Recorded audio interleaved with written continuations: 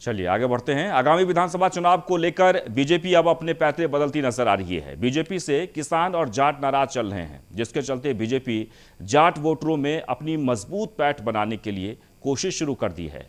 हालांकि पश्चिमी यूपी के किसान बीजेपी से अभी भी नाराज चल रहे हैं।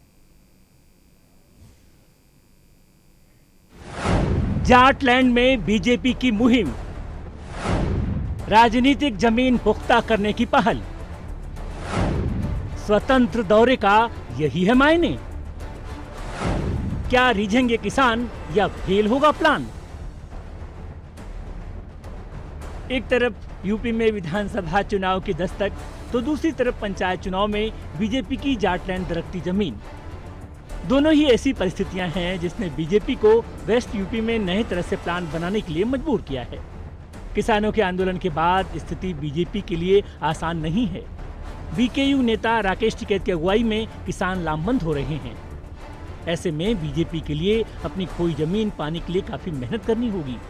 बीजेपी के लिए चिंता का विषय है कि गाजीपुर बॉर्डर पर पश्चिमी उत्तर प्रदेश का किसान राकेश टिकैत के नेतृत्व में डटा हुआ है। जिस प्रकार से किसानों ने जून जुलाई 2024 तक के आंदोलन को खींचने की रणनीति बनाई, उससे कहीं न कहीं बीजेपी की चिंताएं बढ़ गईं।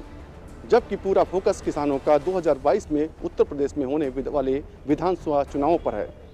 सूबे में उत्तर प्रदेश में भाजपा की सरकार है, जिससे कहीं न कहीं उसकी साख भी दांव पर लगी हुई है।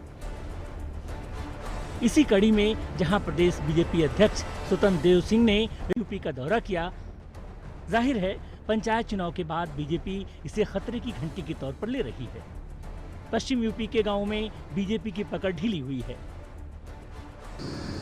चौधरी नरेश टिकैत जी के नेतृत्व में संपूर्ण विपक्ष ने एक राय होके जो किसान यूनियन के सत्येंद्र बालियान जी हैं, उन्हें अध्यक्ष पद का चुनाव लड़ाने के लिए कमर कसी है। और भारतीय किसान यूनियन और विपक्ष ने मिलकर पहले से ही जो जीत का आंकड़ा है वो जुटा रखा है।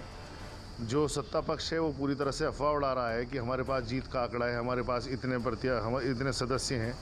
वो सब बेकार की बात है। जीत का आंकड़ा जो है किसान यूनियन के पास पहले से मौजूद है। असल में नरेश टिकैत जी से उनकी बात हुई है, उन्होंने नरेश टिकैत जी में आस्था जताई है, किसान यूनियन के अंदर उन्होंने आस्था जताई है। और ये कोई नई बात नहीं है कि एक ही परिवार के अंदर दो भाई हैं और अलग अलग पार्टियों में नहीं हो सकते। तो आप कहीं भी देख सकते हैं कि जो समान विचारधारा जहाँ नहीं होती तो वहाँ आदमी दूसरी विचारधारा को पकड़ लेता है। सत्येंद्र बालियान जी जो हैं वो किसान यूनियन की विचारधारा से प्रभावित है, उन्होंने किसान यूनियन को ज्वाइन किया है। अच्छा देखिए, जहाँ तक पंचायत चुनाव की बात है और जिला पंचायत के अध्यक्षों की कुर्सी की बात है, समाजवादी पार्टी मजबूत दावा पेश करने जा रही है। क्योंकि उत्तर प्रदेश की जनता ने समाजवादी पार्टी को उत्तर प्रदेश में एक भारी बहुमत देते हुए नंबर 1 की पार्टी बनाई, जिसके लिए हम उत्तर प्रदेश की जनता के आभारी हैं।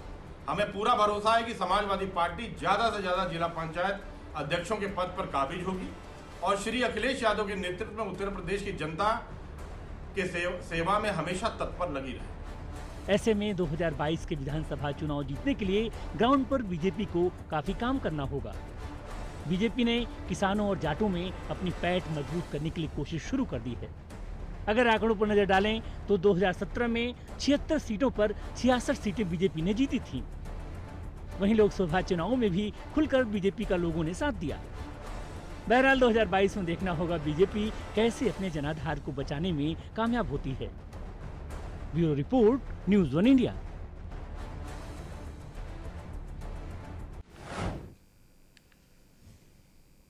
तो बीजेपी की कोशिश है कि जाट वोट बैंक जो है, खासकर किसान जो नाराज चल रहे हैं, उससे कैसे साधा जाए।